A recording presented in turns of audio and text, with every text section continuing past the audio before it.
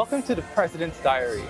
This has been the week of Christmas, so we'll take a look at all the things that His Excellency Dr. Mohammed Irfaan Ali has done to make the season more cheerful for all Guyanese.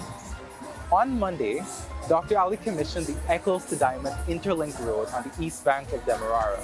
Senior Communications Officer Anar Khan joined him at the site of the momentous occasion.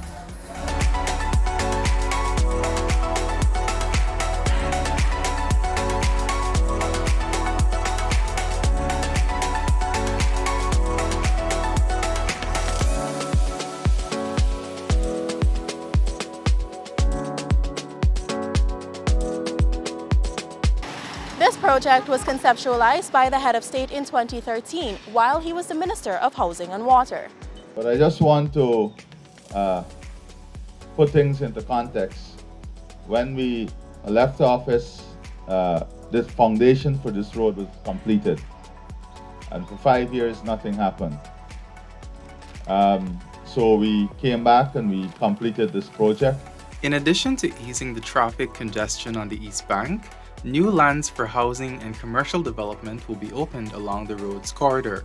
This area will be a reservoir for job creation also. We will have more than 300-400 acres of land developed specifically for industrial development, and then we have commercial development. And from the type of proposals that we have already received, you will have hundreds and hundreds, if not thousands of jobs created along the corridor of this road. So this road is while it is permanent in nature, it is a stopgap for what is coming. President Ali said the road is part of a larger project which will create links to several parts of the coast and will offer significant relief to thousands of commuters.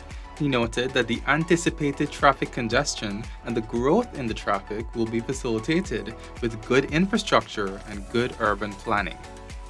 On that day, the President also attended the opening ceremony of the Kausila Community Park and Sakina Muhammad Computer Lab in Leonora, where he's from, along with Minister of Education Priyamanik Chan and Minister within the Ministry of Public Works Deodat Indar.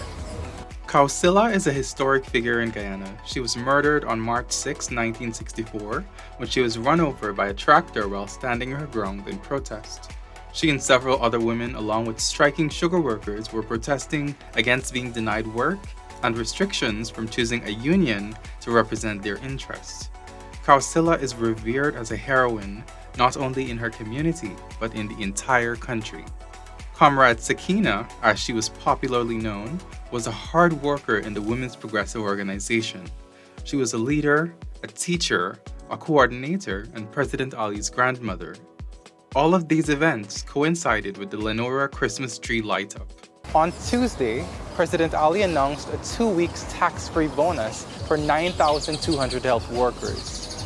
I am pleased today to say that the government has taken a decision to grant an across-the-board tax-free 2 weeks bonus salary to every single healthcare workers, not just doctors or nurses or frontline workers, so every single healthcare workers. We have taken the decision. It's a lot of resources that will be required, but we are making that investment in you. Dr. Ali underscored the need for the general public to keep their guard up as the Omicron variant spreads. He urged continued precautions and pleaded for everyone to get vaccinated if they haven't. He also encouraged everyone to get their booster shots when they are due. Wednesday saw the President attending the Guyana Defense Force's annual Christmas lunch at Base Camp Ayangana. There, he announced a full month's tax-free bonus for the joint services. I do not want to be long, but I have promised that we will return your bonus. And last year, we returned 2 weeks bonus. This year, we are returning the full month tax-free bonus to you.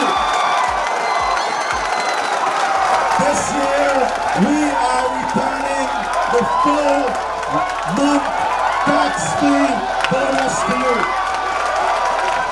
The joint services will be receiving this 1-month tax-free bonus in addition to the retroactive 7% increase in their wages and salaries. Commander-in-Chief Dr. Ali said they deserve the payout because of how hard the joint services work in service of their country. We are not returning the 1-month tax-free bonus for any other reason but because you deserve it. Because you work hard for it. And for those in our society who believe you can just take things away, and who believe that you can take things away from the soldier, I challenge them to go and spend a year in some of the locations and live the life you do in protection of your country. And then you will know where you deserve it. Later that evening, Dr. Ali attended a cocktail reception for the joint services at the Everest Cricket Club, during which he underscored the importance of networking and building trust between agencies, especially as it relates to crime fighting.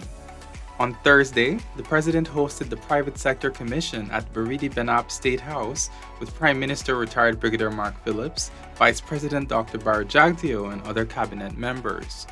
We value the private sector, we value the contribution of the private sector, and we believe strongly that the private sector must be able to generate jobs, create wealth, expand, grow, and become wealthier, but at the same time contribute socially to the country and also ensure that they adhere to the tax laws and everything. Outside of that, the government is on an agenda to make your businesses better, to bring more opportunities to you, to create more opportunities for you. In this regard, he explained that the local content bill was tabled to empower the private sector. The Natural Resource Fund Bill 2, the president explained, is a manifestation of the government's policy making that gives direction. He explained that predictability is important for the private sector.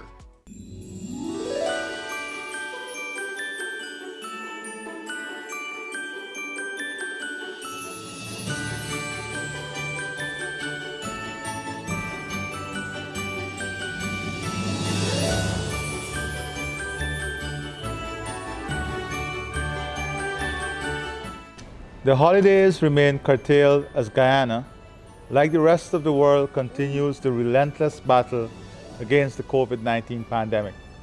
It is with great sadness that we reflect on all the lives we have lost in the pandemic. However, we must take strength and be hopeful in the countless human sacrifices and the sense of community the pandemic has generated. Once again, on behalf of the people of Guyana, I thank our bilateral and international partners, all of our frontline workers, and members of the government, the National COVID-19 Task Force, and the joint services for their selfless work in keeping our country safe. As your president, I'll endeavor to do everything I can in supporting and implementing a balanced and strategic approach in the continued fight against the pandemic. I, however, ask each of us to do our part by getting vaccinated, taking the booster shots, and wearing a mask when in public. As we celebrate these holidays, we must be aware of the countless initiatives that have contributed to a positive outlook for our country. Despite the ravages of the pandemic and its consequences on the global economy, we in Guyana can still be proud of a robust economy, positive growth, enhanced social services, and greater benefits in cash and kind being passed down to the population. Indeed, many of these measures do not go unnoticed, and I have received positive reviews from international bodies. As one Guyana, we will continue to move forward from strength to strength in building a prosperous Guyana, and in whose prosperity all will be part of. As we celebrate the holidays, we must also be thankful that our country has been able to attract major foreign and local investment. And these investments, no doubt, would lead to the creation of sustainable jobs and the further expansion of our economy. The outlook for 2022 is exciting, but will not be without challenges as we continue to face a worsening global supply chain, the consequences of which will be continued rising prices for imported goods, supplies, and transportation services.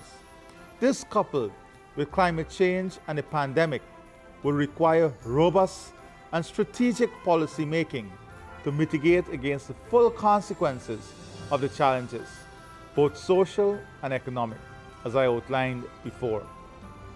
Notwithstanding our challenges, this season and Christmas itself teaches us the lessons of hope over despair, sacrifices in overcoming challenges, faith in overcoming obstacles, and trust in God as a means and source to achieve all things. It is the combination of faith, trust, and hope that must ignite us into the future. Each of us must resolve to be stronger, better, and more committed to individual, family, community, and country development. Let these holidays be reflective of the life we have lived versus what elements are missing in making it better.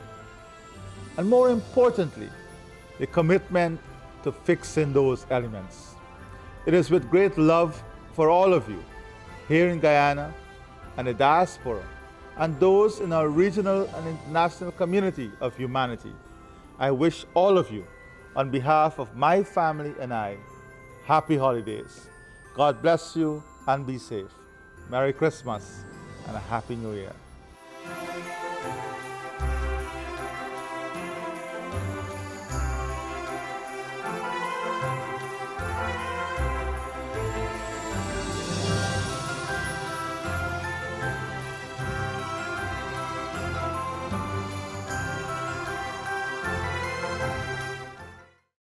To commemorate Christmas, on Friday, President Ali and his wife, Mrs. Arya Ali, held a State House Christmas cheer event.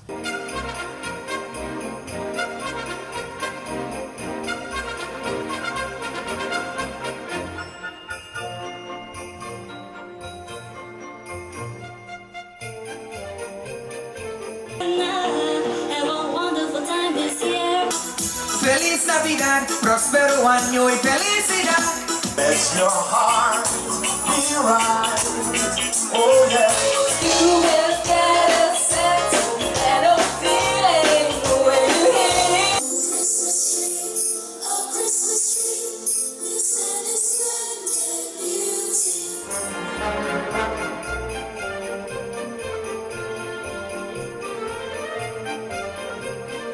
This wraps up the President's diary of his week of activities.